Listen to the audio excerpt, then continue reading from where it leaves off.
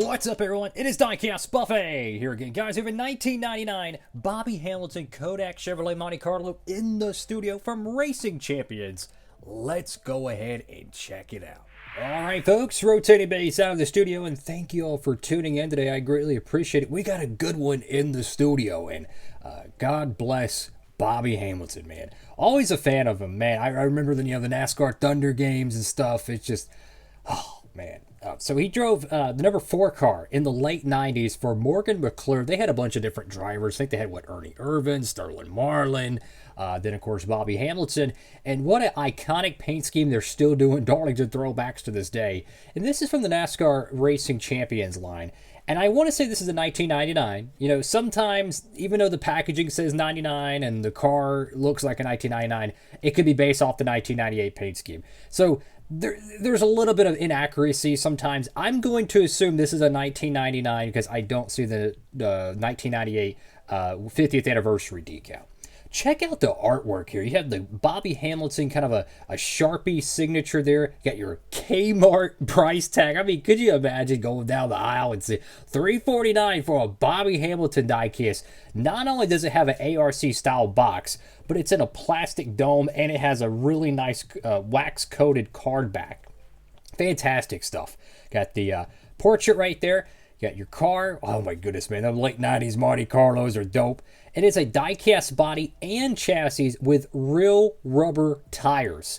Wow.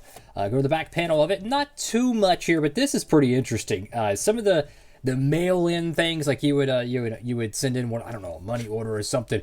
I don't remember how all of it works. But anyways, they would send you really cool stuff. I love how, connected it was back then, where you could, if you're a Racing Champions fan, maybe you're part of their fan club or whatever it is, or I don't know, it's just little quirky things like that just really are awesome. So I'm going to carefully open up this diecast packaging. I'll be right back. And yes, it's an overproduced car. It's not rare or anything, so I'll be right back. All right, so check out the plastic dome here. Look how yellowed and a little bit dirty the whole packaging is. I mean, it's definitely had some shelf wear. But look at the actual ARC style box, which ARC stands for Action Racing Collectibles. This is not a action diecast, but it's a very similar box design. The plastic, very bright, very shiny.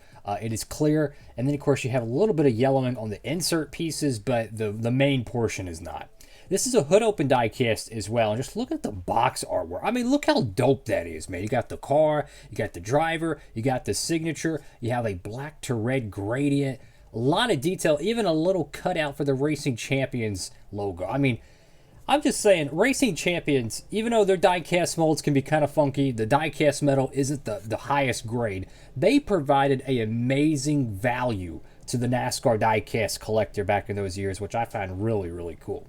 So believe it or not, this is actually taped right here. There's a little piece of tape. So we're going to cut that. I'm going to open this up, and then I'll be right back. All right, folks, here we go. Brand new out of the packaging. And look at those wheels, man. So apparently this is real rubber tires. I can't tell the difference, to be honest with you. But they look really, really good. I'm assuming these are real rubber tires. That's what it says. But there's a little bit of a different look to them. Like the sheen, it does look different. So maybe that really is the difference between a synthetic rubber, which I don't even know how they make a synthetic rubber tire. Because, I mean, wouldn't it have to be a form of rubber for the tire? I don't know. But regardless, man, look at this car. So the diecast mold, I'm going to keep it a stack with you, is a little bit more bulky than I would like. It's probably closer to a plate style body, restrictor plate, as they had pretty much more boxier templates, if you will. But really, really cool stuff. Now, the hood has been literally opened on this diecast since it came out of the factory, probably in early 1999.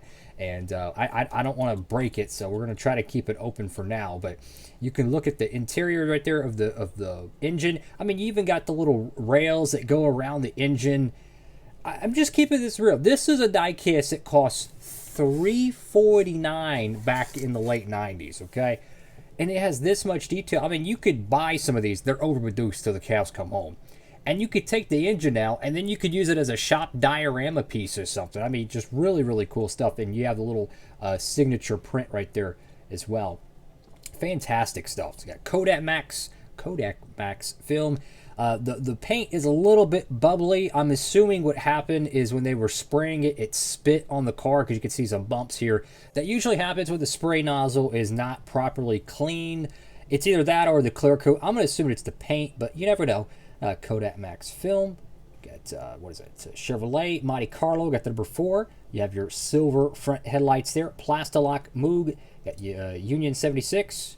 Got your lower valence, which has the nice little black trim to it. Let's zoom in over here to the left side of the diecast. Now, another thing I'm looking for here, fellas, is there any decal cracking? We see this very common on a lot of Racing Champions cars.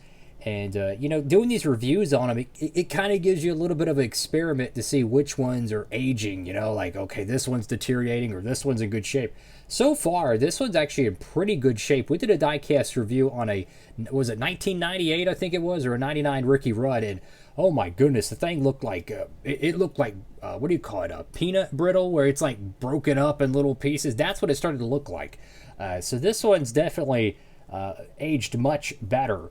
Got Goodyear, True Value, Autometer, NASCAR race car, Goodyear, Clevite, or not Goodyear, Gatorade, excuse me, Bowman, Spicer, Aeroquip, Mechanics Wear, and 3M. Got Bobby Hamilton's signature there. I think that's We Care, possibly, on the B post. Get Mac Tools, maybe AC Delco, I can't read it. Kodak Max, got the number 4. The font does look a little bit different on the 4. If you look at the door panel here, it's kind of hard because my camera's zoomed in, but the number font's a little bit different. Like, the number feels a little bit more stretched out on the actual diecast, so that might have been a small factory error.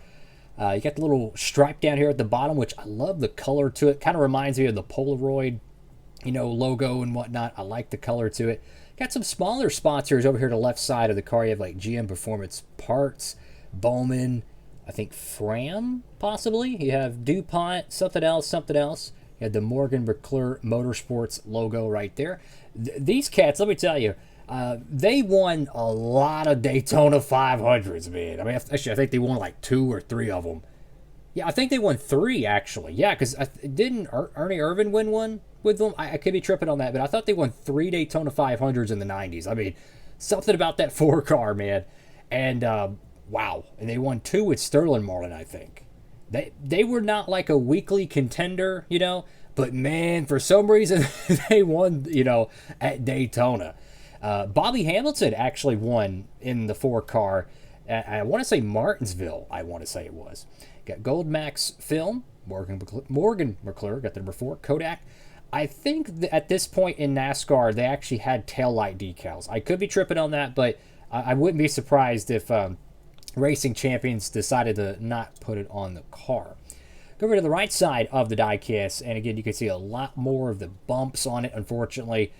That's just a product of, you know, if you're painting something and you don't clean the nozzle, it starts spitting all over the car, and then that's what you get when you put your decals on. So, you know what? It is what it is. Like I said, these were more of an economy, you know, they were more of a value purchase, but hey, if you're a kid and you could get 20 Racing Champions cars or 10 Winter Circle cars, I don't know about you, but I'm going to take the 20.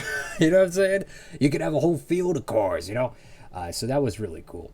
Top of the diecast here, the number 4. And yeah, you could just really tell the number 4 is off. I mean, when I look at a stock car number, for whatever reason, I can look at it almost immediately and be like, yep, that's off, right? Something about that Morgan McClure number 4 is just so iconic, man. And nothing on the deck lid. I don't know if there was a logo there. Maybe they changed it each week. Because they did run a few alternate paint schemes during the Morgan McClure Kodak era. I don't know if they were running them in the 90s, but I know in the early 2000s they had some with like Mike Skinner. And I want to say, yeah, they had one for, who was driving it? Was it Bobby Hamilton in the year 2000? I could be tripping on that. But I remember they had one that was a patriotic car, I think, as well.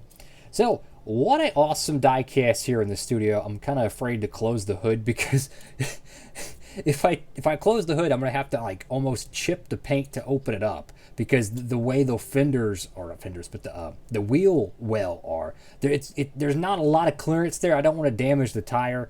But that's another thing, is with these being real rubber tires, they're going to age differently than normal synthetic rubber tires. Like I've seen on some of these die casts that have like rubber style wheels, the bottom of it will be like not melted, but it'll be flat. I don't know what it is, something to do with, a chemical reaction through all the years. Like it'll be sitting on, like a plastic base like this, and the bottom of the tires will be flat. And fortunately, this is not the case with this one. So I'm not really sure what would be the difference or what would cause that. But, honestly, I'm actually pretty impressed with the quality in terms of the structural integrity. I don't see any decal cracks on there. I was expecting to see a lot more of that. I just wish the die-cast mold was a little bit more realistic because, look at the wheels, man. The wheels are freaking giant. Look at the wheels right there, okay? Got a good look at it, and look at the wheels here. I don't know about you, but something's a little bit off. So, yeah. That's all for now. Thank you all so much for watching the video. Like, comment, and subscribe. And for all your new diecast purchases, make sure to head over to Circle B Diecast and use promo code Diecastbuffet. Allows me to do videos like this. They do have older diecasts over there, so tap in, see what they have available. That's all for now. Diecastbuffet. It looks like the front wheel's actually turning. That's pretty cool. Have a blessed one. Signing off.